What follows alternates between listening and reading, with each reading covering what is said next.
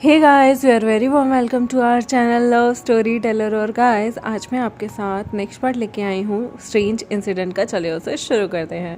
यहाँ पर जो हमारा प्यारा सा वांगची होता है ना, वो अपने आप को देख देख के मिरर में ही सोच रहा होता है कि विंग कितना पर्वर्ट है। लेकिन तभी उसके डोर पे नॉक होता है। वांगची, तुम बाहर आ जाओ, अगर तुम थके नहीं हो तो। यहाँ पर उसे शर्म आ रही थी और वो बेचारा जैसे तैसे करके बाहर आता है। उसके ब्रदर जो थे वो यहाँ पर उसे बोलते हैं कि वेवुशन को क्या क्या खाने में पसंद है। मैंने काफ़ी सारी चीज़ें बनवाई हैं, तुम चाहो तो एक बार टेस्ट करके देख लो। यहाँ पर वो वांगची को देख देख के मुस्कुरा रहे थे और वांगची को बेचारे को और भी ज़्यादा शर्म आ रही थी, क्योंकि उसके ब्रदर के प्रेजेंस में अभी उसने और विंग ने जो भी किया है ना। यहाँ पर विंग जो कि अपने अपार्टमेंट में आ जाता है, वो धीरे से अपने बैकपैक्स को खोलता है। यहाँ पर उसके सर्वेंट सारी चीज़ों को, यानी कि उसके गंदे कपड़ों को अलग रखने की कोशिश करते हैं, साफ़ कपड़ों को एक साइड रखने की, और बाकी के सामान को सेटल डाउन करने की कोशिश करते हैं। तो विंग यहाँ पर बहुत सारे गिफ्ट्स लवांगची के लिए, उसके ब्रदर के लिए, जंगछा सबके लिए लेके आया था। तो वो एक एक करके अपने गिफ्ट्स को लगा देता है। और यहाँ पर जो वांगची और उसके ब्रदर के लिए गिफ्ट्स थे, यहाँ पर वो उन सबको निकालता है ताकि वो जब खाने पे जाए तो उन लोगों को उनके दिए हुए गिफ्ट्स दे दे। यहाँ पर विंग फटाफट से आकर नहाता है, धोता है, अपने आप को चेंज करता है, कैजुअल कपड़े पहनता है और उसके बाद आराम से वो वांगची के घर में खाना खाने के लिए चला जाता है। जब वो डोरबेल बजाता है तो यहाँ पर वांगची बेचारा तो शर्मा रहा था। शिचन डोरबेल खुलता है और यहाँ पर वो विंग को कहता है, ओह तो आप इतनी जल्दी नहा धोकर आ भी गए। यहाँ पर वो विंग के हाथों में काफ़ी सारा सामान देखता है। विंग यहाँ पर बहुत सारा सामान लेके आया हुआ था। वो कहता है थैंक यू, और वो अंदर आता है और यहाँ पर टेबल पे सारी चीज़ें रख देता है। वांगची कहता है ये सब चीज़ें किसकी हैं? तो विंग कहता है मैं थाईलैंड से तुम्हारे लिए लेके आया हूँ, स्पेशली वहाँ पे जो काफ़ी कूल कपड़े होते हैं वो बीच साइड पहनने के लिए। उसके अलावा मैं तुम्हारे लिए स्नीकर्स लेके आया हूँ। उसके अलावा मैं तुम्हारे लिए बहुत सारी चीज़ें लेके आया हूँ, जैसे कि चॉकलेट, शैम्पेन, रम, और तो और मैंने सोचा था कि तुम्हें रेड वाइन ज़रूर चखनी चाहिए, तो तुम्हारे लिए रेड वाइन भी लेके आया हूँ, क्योंकि तुम एडल्ट हो चुके हो और तुम पी सकते हो। यहाँ पर वांगजी देख रहा था और फिर वो कहता है मैं तुम्हारे भाई के लिए भी काफ़ी सारी चीज़ें लेके आया हूँ, जिसमें उसने काफ़ी सारे क्यूट बेबी के कपड़े लेके आए हुए थे। और यहाँ पर वो प्रेगनेंसी से रिलेटेड ड्रेस कोड भी लेके आया होता है। शिचन को कहता है ये आपके फ्यूचर में ज़रूर काम आएंगे, जब आपके कपड़े आपको फिट नहीं आएंगे। यहाँ पर शिचन मुस्कुराते हैं और थैंक यू बोलते हैं। धीरे धीरे वांगची सारे गिफ्ट्स को खोल खोल के देखता है और काफ़ी एक्साइटेड होता है। स्पेशली जब वो चॉकलेट्स को खोलता है ना, बिल्कुल बच्चे की तरह लग रहा होता है। वो चॉकलेट्स निकालता है और थोड़ी थोड़ी खाने लगता है। यहाँ पर वेवुशन उसे देख के स्माइल कर रहा था। वांगची अपने ब्रदर को भी चॉकलेट खिलाता है और विंग को भी चॉकलेट खिलाता है। वांगची की नेक पे जितनी भी हिक्कीज थी वो शिचन देख सकते थे। शिचन यहाँ बातों ही बातों में चॉकलेट खाते हुए विंग को कहते हैं वैसे तुम मेरे ब्रदर के साथ रफ मत होना और मेरी वाली गलती मत करना, प्रिकॉशन तो यूज़ कर रहे हो ना तुम दोनों। जैसे ही ये बात बोलते हैं हमारे शिचन का, यहाँ पर वांगची और विंग का चेहरा देखने लायक था। उन बेचारों के बीच तो सेक्सी नहीं हुआ, प्रिकॉशन तो बहुत दूर की बात है। विंग वांगची को देखता है, वांगची विंग को देखता है और दोनों के दोनों शिचन को देखते हैं। शिचन कहता है देखो मेरी तो अनवांटेड प्रेगनेंसी हो गई तो हो गई, बट मैं नहीं चाहता मेरा ब्रदर भी इतनी जल्दी प्रेग्नेंट हो जाए। वांगची यहाँ पर अपने ब्रदर के पैरों पे ऐसे मारते हुए कहता है ब्रदर ऐसा कुछ भी नहीं है, मेरे और विंग के बीच अभी तक कुछ भी नहीं हुआ, I am still a virgin. ये बात सुनकर शिचन ज़ोर ज़ोर से हंसने लगते हैं और कहते हैं वांगची इतना भी झूठ नहीं बोलते, कम ऑन, मुझे पता है जंगछा जिस तरह से मेरे साथ रोमांस किया करता था उसका दोस्त भी उतना ही पर्वर्ट होगा, और मैं तो मान ही नहीं सकता कि तुम अभी तक वर्जन हो। ये ही किस साफ बता रही हैं। और देखो मैं तो बस इतना कहना चाहता हूँ कि प्रिकॉशन यूज़ कर लेना, मैं नहीं चाहता तुम अभी से प्रेग्नेंट हो जाओ। दो प्रेग्नेंट ओमेगा कैसे रहें, दो प्रेग्नेंट गेर कैसे रहेंगे इस घर में। यहाँ पर वांगची जो था वो शर्मा जाता है और कहता है ब्रदर ऐसा कुछ नहीं है। वेवुशियन मुस्कुराता है और कहता है ठीक है आपने कहा है तो अगली बार प्रिकॉशन यूज़ कर लेंगे। वांगची जानबूझकर, जबकि विंग उसे टीज कर रहा था, उसे मारने लगता है और कहता है तुम जान जान के ऐसे क्यों कर रहे हो ब्रदर, मैं सच बोल रहा हूँ। उसके ब्रदर मुस्कुराते हैं, विंग भी मुस्कुरा रहा होता है और कहता है वैसे अभी तक हमने कुछ सोचा नहीं था, but thank for the suggestion, जब भी हमारा फर्स्ट टाइम होगा हम ज़रूर यूज़ करेंगे। बाकी मुझे कॉन्डम्स पसंद नहीं, बट मैं नहीं चाहता कि इतनी जल्दी वांगजी प्रेग्नेंट हो जाए। वांगजी ये सब सुनकर वहाँ से चला ही जाता है क्योंकि उसे बहुत शर्म आ रही थी। वो यहाँ पर कहता है आप दोनों ही गंदे हो, शेमलेस कहीं के, और वो उठकर अपने रूम में चला जाता है, गेट बंद कर देता है। यहाँ पर शिचन मुस्कुराते हैं और विंग से कहते हैं मेरे ब्रदर का ख्याल रखना, अगर उसे इतनी जल्दी अर्ली एजेस में प्रेग्नेंट कर दिया तो छोड़ूंगा नहीं तुम्हें। यहाँ पर मुस्कुराते हुए वेविशन कहता है अभी तक तो मैंने उसे उस तरीके से कभी हाथ भी नहीं लगाया है। हाँ, हमारे भी छोटी मोटी चीज़ें होती रहती हैं, बट कोई ख़ास ओकेजन होना चाहिए जब हम दोनों के बीच में सब चीज़ें होंगी। और डोंट वरी, अभी बहुत टाइम है, प्रेगनेंसी, बच्चे, इन सब के लिए तो बहुत टाइम है। वांगची अभी छोटा है, उसे पढ़ाई कंप्लीट करनी है, अपने करियर में सक्सेसफुल बनना है, और उसके बाद हम शादी वगैरह सोचेंगे। शिचन यहाँ पर काफ़ी खुश होते हैं और कहते हैं चलो अच्छा है, तुम दोनों सीरियस हो फ़िलहाल तो, और मुझे ये चीज़ अच्छी लगी, तुम मेरे ब्रदर का ख्याल रखते हो, इससे ऊपर मुझे क्या चाहिए। वांगजी वापस आ जाओ, अच्छा ठीक है अब हम टीज़ नहीं करेंगे। वांगजी कहता है नहीं मुझे नहीं खाना। यहाँ पर विंग कहता है रुको मैं उसे मना के लेके आता हूँ। विंग दरवाज़ा खटखटाता है। वांगजी कहता है मुझे नहीं खाना। विंग कहता है अगर तुम नहीं खाओगे तो ठीक है, मैं भी नहीं खाता, मैं जा रहा हूँ अपने घर। विंग यहाँ पर जानबूझकर जाने की एक्टिंग करता है और वहाँ नैनी कह के गेट खुलवा लेता है। वांगजी को लगता है विंग सच में नाराज़ होकर चला गया। वो जैसे ही गेट खोलता है वो देखता है कि सामने विंग खड़ा था। वो विंग से कहता है तुम मेरे से पंगे ले रहे हो ना। विंग फटाफट उसे गोदी में उठाता है और वांगजी को यहाँ पर लेकर सोफे पर बैठा देता है और कहता है चुपचाप यहाँ खाना खाओ, और वैसे भी तुम्हें एनर्जी की ज़रूरत है, तुम्हें स्विफ्ट मूव कंपटीशन में भी जाना है, तुम कैसे भूल सकते हो। अच्छा ठीक है ना, मैंने तुम्हारे ब्रदर को बोल दिया कि हमारे बीच अभी ऐसा कुछ नहीं है, कोई प्लान नहीं है, ठीक है, अब हम तुम्हें टीज़ नहीं करेंगे। वांगजी अभी भी बच्चों की तरह मुंह फुला के बैठा हुआ था, तो विंग यहाँ पर उसके सर पे हाथ फेराने लगता है और उसके ब्रदर के सामने उसे चिक कर देता है। वांगजी को गुस्सा आता है और वो विंग के पैर पे पैर मारने लगता है और कहता है शिमलेस कहीं के, मैं बिल्कुल यहाँ पे नहीं बैठूंगा। तो विंग उसे वेस्ट से पकड़ के बैठा देता है और कहता है ओफो तुम इतने शाई क्यों फील कर रहे हो, तुम भी एक गेर हो, मैं तुम्हारा मेल हूँ, तुम्हें इतनी जल्दी शाई फील करने की कोई ज़रूरत नहीं है। और यहाँ पर वो लोग आराम से नानी और नैनी के हाथों का बनाया हुआ खाना खाने लगते हैं। विंग नैनी को कहता है आपके खाने का टेस्ट आज भी नहीं बदला, आपके हाथों में जो स्वाद है ना लाजवाब है, बहुत टेस्टी खाना बनाते हैं आप। यहाँ पर नैनी कहती है बचपन से मैंने तुम्हारे लिए चीज़ें बनाई हैं और जब से आप बड़े हुए हैं मुझे पता है कि आप बाहर का खाना खाते तो थे, लेकिन आपको मेरे हाथ का खाना बहुत पसंद था, इसलिए मैंने आपकी चीज़ें फेवरेट बनाई हैं। उसके अलावा कुछ चीज़ें मैंने शिचन के लिए बनाई है। और वांगची तुम तो कुछ भी खा लेते हो, वांगची की तो कोई डिमांड ही नहीं होती, इसे थोड़ा डांटिए, देखिए टीनेज एज में है और कुछ भी ढंग से खाता नहीं है।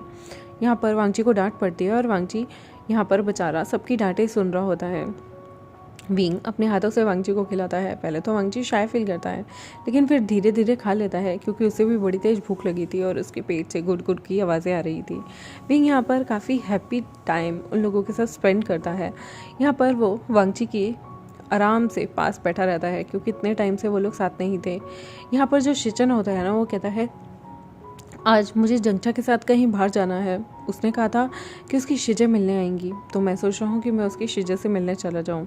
यहाँ पर शिचन जो है तैयार होता है और घर से निकल जाता है। वांगची विंग काफ़ी टाइम से एक दूसरे के साथ नहीं थे, तो वो लोग आज प्लान करते हैं कि वो लोग यहाँ बैठकर मूवी देखेंगे और वांगची और विंग यहाँ पर बैठ के मूवी देखते होते हैं।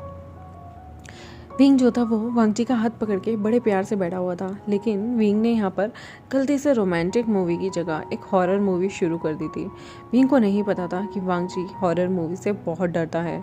वांगची की जो चीखें थी ना पूरे घर में गूंज रही थी, ऐसा लग रहा था जैसे कोई वांगची का मर्डर करने आया हो। लेकिन यहाँ हॉरर मूवी को देख के वांगची की जान सूख रही थी और विंग वहाँ पर ज़ोर ज़ोर से हंस रहा था। वांगची कोई भी ड्रामा सीन आता अपने आप को विंग की चेस्ट में छुपा लेता। विंग ये देख देख के काफ़ी हंस रहा था और कह रहा था तुम 18 साल के हो गए हो, किसी एंगल से लगता नहीं तुम 18 साल के हो, बिल्कुल बच्चों की तरह डर रहे हो। इस मूवी को देखकर तो कोई बच्चा भी नहीं डरेगा जितना तुम डर रहे हो। वांगची कहता है मुझे हॉरर मूवी बिल्कुल पसंद नहीं, इसका साउंड तो मुझे डराता है, प्लीज़ इसे हटाओ। विंग कहता है नहीं हटाऊंगा, मुझे ये मूवी बहुत अच्छी लग रही है, इसी बहाने तो मुझे कम से कम चिपक तो रहे हो। उफ, वरना एक अरसा हो गया तुम्हें मुझे इस तरह से चिपकते हुए। वांगची कहता है, बदतमीज़, अभी तो थोड़ी देर पहले रोमांस करके हटे हो। वांगजी बार बार कहता है, विंग हटाओ ना इसे, मुझे डर लग रहा है, मुझे रात में नींद नहीं आएगी। विंग कहता है, कोई बात नहीं, मैं तुम्हारे रूम में रुक जाऊंगा, मुझे हक करके सो जाना। वांगची कहता है, शेमलेस कहीं के, मैं जा रहा हूँ यहाँ से। विंग उसे जानबूझकर अपनी गोद में बिठाता है और पूरी हॉरर मूवी उसे देखने देता है। लेकिन इंटरवल आते आते उसने देख लिया था कि वांगजी का डर के कितना बुरा हाल है, तो उसने मूवी को चेंज कर दिया था। वो वांगजी को काफ़ी देर तक टीज करने के बाद कहता है, ठीक है, अब डरना बंद करो। उसने जानबूझ के घर में बिल्कुल ऐसा माहौल बना दिया था, लाइट बिल्कुल अंधेरा किया हुआ, कि वांगजी डर के मारे अपने रूम तक भी नहीं जा पा रहा था। वो इतना डरपोक, इतना ज़्यादा डर रहा था। यहाँ पर विंग को बड़ा मज़ा आ रहा था, लेकिन उसके बाद विंग यहाँ पर एक रोमांटिक सी मूवी लगाता है और वांगजी के साथ बैठ के देखने लगता है।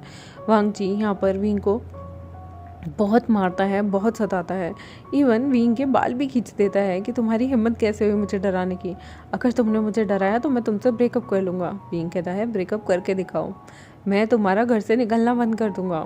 बड़े आए ब्रेकअप करने वाले। वांगची तुम बस मेरे हो। और वो वांगची के चिपट जाता है। वांगची कहता है, दूर हो मुझसे, बदतमीज़ कहीं के, मेरी जान सुखा के रखी थी, तुम बहुत बुरे बॉयफ्रेंड हो, इस दुनिया के वर्स्ट बॉयफ्रेंड हो तुम। विंग कहता है, लेकिन मुझे वर्स्ट बॉयफ्रेंड बनना बहुत पसंद है। और फिर से वो वांगची के चिपक जाता है। वांगची यहाँ पर विंग से काफ़ी अनोय होता है। ऐसे ही इन लोगों के पूरा शाम ऐसे ही बीतती है। और यहाँ पर जो हमारा जंगचा था वो अपनी शिजन से मिलने शिजन को लेके जाता है। शिजन पहले बहुत शाय फील कर रहे थे क्योंकि वो प्रेग्नेंट थे, लेकिन यहाँ पर जब जंगचा उसकी बहन से उसे मिलाता है, उनकी बहन काफ़ी ज़्यादा सॉफ्ट थी, प्यारी थी, अच्छी थी, और वो शिचन के साथ बहुत नॉर्मल से बिहेव कर रही थी। शिचन जो कि पहले ऑकवर्ड फील कर रहे थे, उन्हें समझ नहीं आ रहा था कि वो किस तरह से ग्रीट करे, लेकिन यहाँ पर उनकी सिस्टर का जो व्यवहार था ना जंगचा की बहन का, वो काफ़ी अच्छा था, जिसकी वजह से उन्हें बिल्कुल भी लोनलीनेस फील ही नहीं हुई। एक सेकंड भी ऐसा नहीं लगा कि शायद उन्हें यहाँ नहीं आना चाहिए था। उल्टा उन्हें काफ़ी खुशी हो रही थी, क्योंकि यहाँ पर हमारा जो क्यूट सा शिचन था ना, उसे बिल्कुल यकीन नहीं हो रहा था कि जिस नी बिंगचू के साथ वो शादी के सपने सजा रहा था, उसने तो कभी शिचन को अपनी फैमिली के किसी मेंबर से नहीं मिलाया, और जिस इंसान के वो कहीं ना कहीं रिजेक्ट कर चुका था शादी के प्रपोजल को, यहाँ पर हमारा जंगचा उसे अपने घर वालों से मिला रहा है, ये जानते हुए भी कि वो यहाँ पर रिजेक्ट कर चुका है। यहाँ पर किस्मत कितनी अजीब होती है ना, जब हम जो चाहते हैं वो मिलता नहीं, क्योंकि शायद किस्मत ने हमारे लिए कुछ अच्छा सोचा होता है। हम हर चीज़ नहीं देख सकते, लेकिन ऊपर वाला देख रहा होता है, इसलिए वो हमें दी बेस्ट देता है। यहाँ पर वांगची के साथ भी सेम सीन था, और शिचन के साथ भी सेम सीन था। शिचन यहाँ पर मन में सोच रहे थे कि उन्हें यकीन नहीं आ रहा कि यहाँ पर जंगचा जो है वो इतना कड़ल कर रहा था अपनी सिस्टर के सामने, उन्हें एकदम 2 मिनट भी उन्हें ऐसा फील नहीं होने दे रहा था कि यहाँ पर कि हमारा जो क्यूट सा शिचन है ना, वो कोई पराया है, या उसने कभी लाइफ में कोई गलती की है। इवन वो अपनी सिस्टर को बताता है कि वो उनके बच्चे से प्रेग्नेंट है। यार ये सुन के ना शीजे तो बहुत खुश होती हैं, एक्साइटेड होती हैं, और कहती हैं कि वो इस बच्चे की डिलीवरी होने तक सारी बातें जानना चाहती हैं, क्या हुआ, कब मोमेंट की। वो इतनी खुश थी कि उनके भाई ने अपने लिए एक पर्सन को चूज़ कर लिया है। यहाँ पर जंगचा भी काफ़ी खुश था, वो यहाँ पर शिचन के हाथों को पकड़े हुए था। शिचन जो मन में कभी सोचे भी नहीं थे कि वो जंगचा के साथ इतना लवी डवी सा रिएक्ट करेंगे। पहले उनके दिल में ना बहुत अजीब से कुछ होने लगता है, बहुत अजीब से ख्याल आने लगते हैं, लेकिन जिस तरह से वार्म जंगचा उन्हें दे रहा था, यहाँ पर उनका दिल भी पिघलने लगता है। वो भी जंगचा की तरफ एक एडमायर लुक से देखने लगते हैं, जिस लुक से वो कभी नी बिंगचू को देखते थे। अब वो उसके थॉट को पीछे छोड़कर जंगचा को उस नज़र से देख रहे थे। वो देखते हैं कि इन भाई बहन में कितना प्यार है, और यहाँ पर वो कहीं ना कहीं थोड़ी जेलसी भी फील कर रहे थे, और उन्हें अच्छा भी लग रहा था। वो मन में सोच रहे थे कि काश लवांगची भी यहाँ होता, कितना मज़ा आता। वो वांगची को भी इस प्राउड मोमेंट को दिखाना चाहते थे। फिर वो मन में सोचते हैं, कहीं ऐसा तो नहीं ये 2 दिन की खुशी हो और बाद में फिर से मुझे पछताना हो यहाँ पर। लेकिन इस मोमेंट को वो बहुत इन्जॉय करते हैं।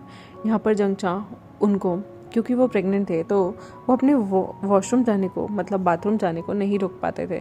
तो जंगचा ही हाथ पकड़कर उसे लेके जाता था और यहाँ पर उन्हें वापस लेके आता था। जंगचा उनकी पूरी मदद करता है, खाने में, पीने में। इवन शिचन को अगर टिश्यू पेपर भी चाहिए तो जंगचा उन्हें ज़रा सा भी मूव नहीं करने दे रहा था। ये देखकर उसकी शिजे कहती हैं, तुम काफ़ी रिस्पॉन्सिबल हो गए हो जंगचा। जंगचा यहाँ मुस्कुराकर कहता है, अब मैं पिता बनने वाला हूँ तो मुझे रिस्पॉन्सिबिलिटी लेनी आनी चाहिए ना शिजे।